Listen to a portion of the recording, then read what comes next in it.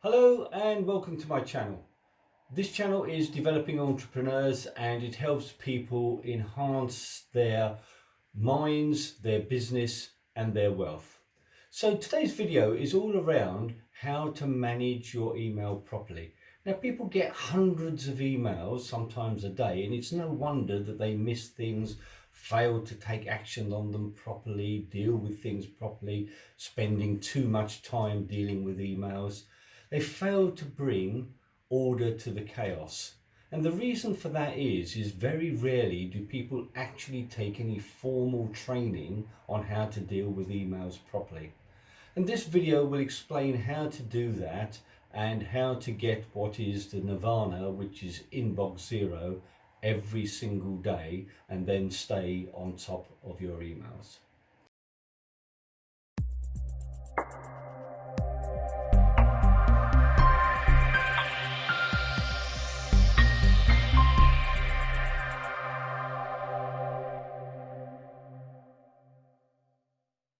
Okay, welcome back. So here's the basic theory around getting to inbox zero. So to put it in perspective, when something arrives in your mail, let's say you've got a long drive, do you walk down to the end of the drive, open your post box and then say, oh, right, this is the mail, you're looking at it at the end of your drive and you say, oh, okay, this one's from the bank, I won't deal with it now, and then you put it back into your mailbox?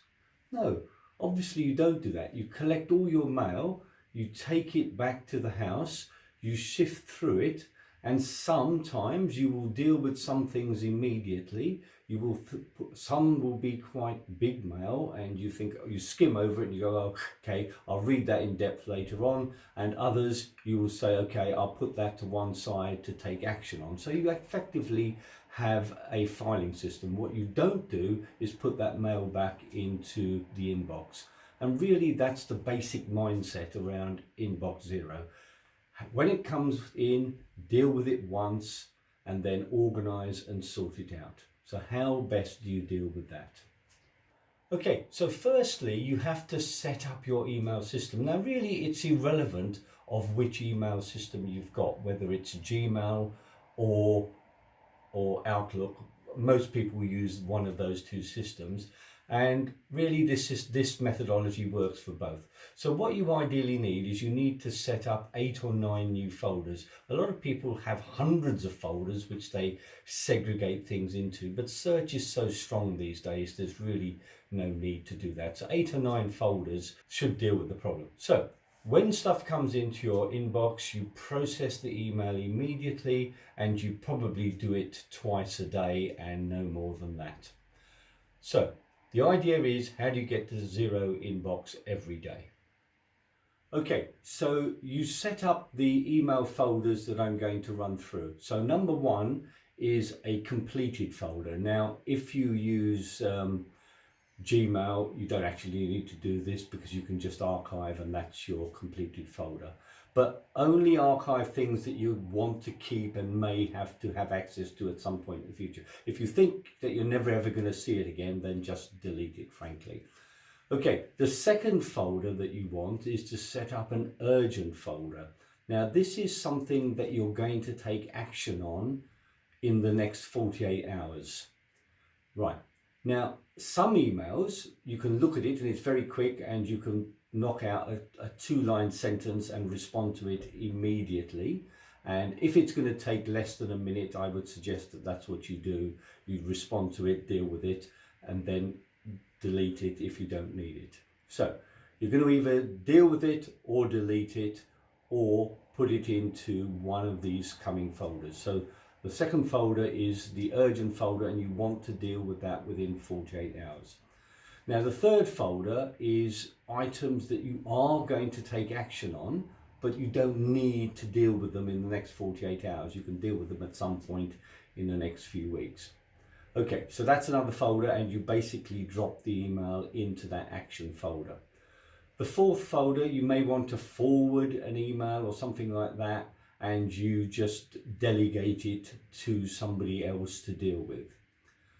Right, so that's folder number 4, which is delegated items, but keep those, a copy of those in your delegated folder. because you may want to skim over those later on to make sure the tasks are being done. And as the tasks are done, you can then delete the delegated folder, right? So you're almost using it as an action system. Then lastly, folder number 5, it's quite a big long email. You can't be bothered to read it all through at the moment, but you think, oh yeah, it's something that I do want to read. It's more information than anything else, and you put it into a read later file. So that's folder number 5. Folder number 6 is what differentiates people. This is a waiting folder. So basically, when you send an email or a response to somebody and you're expecting a response back, you put a copy of that sent email in your waiting folder. And then you review that every 3 days. And only when you've got a response can you then archive that email out of your waiting folder.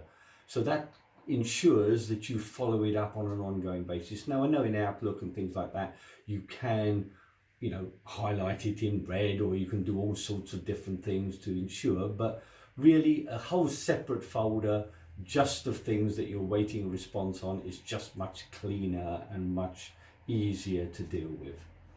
Then another folder I would suggest, which I use quite a lot, is a email templates folder. In other words, you're sending similar emails to similar things. So for instance, we have sending out invoices to a client, or chasing a client, or sending them some information. There's a whole bunch of email templates which I can just copy and paste and then just top and tail, and it saves time and makes it a lot faster. And every time I update one of those templates, I get rid of the old one and keep the newest, most effective template. So that's folder number 7, which is email templates. Then last but not least, you may want to have a few other folders. It'll depend upon your business and it'll depend upon you. So for instance, I have an accounts folder where I drop invoices and things like that into, as that's just to deal with money and accounts. So there's my 8 folders, but of course you will decide. So to go through it again: completed, but not necessarily if you've got Gmail.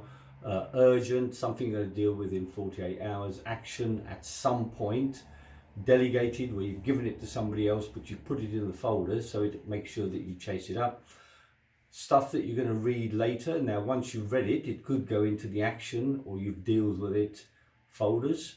Waiting is when you're expecting a response from somebody back within some time.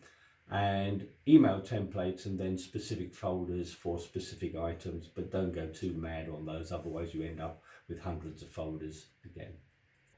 Okay, so what happens if you have more than one account? So I have a number of businesses, so I have a number of email accounts. So all I do under Gmail is set up a rule and filter and forward them all automatically to one account, and set up different signatures, so when I respond, it goes out with that signature. So it just makes sense, rather than going into lots of different accounts, that you have everything filtering into one and forwarded to one account. That stops you missing stuff.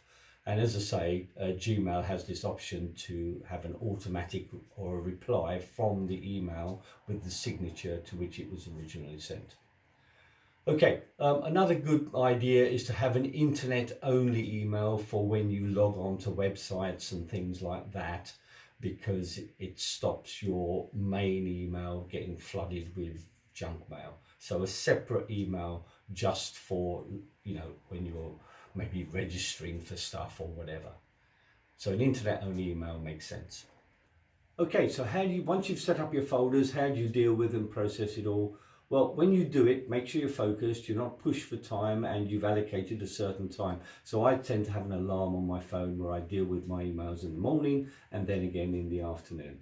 So remember, an incoming email is somebody else's agenda and not necessarily yours. So I deal with my most important tasks first, and then deal with my email, let's say 10:30, something like that.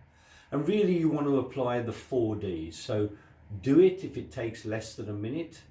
Delete it if you've skimmed over it and it's just for information and you're not going to use it again. Defer it, which means it goes into one of those folders, or delegate it. So those are the 4 Ds. And as I say, review all of your action folders a few times a week. to make sure that you're following up on whatever you need to follow up on. Okay, so once again, going through the folders, the completed folder is for archiving all your emails and everything else, but as I say, Gmail has a function for that. The waiting folder is really good because it makes sure that you rarely forget to follow up on anything.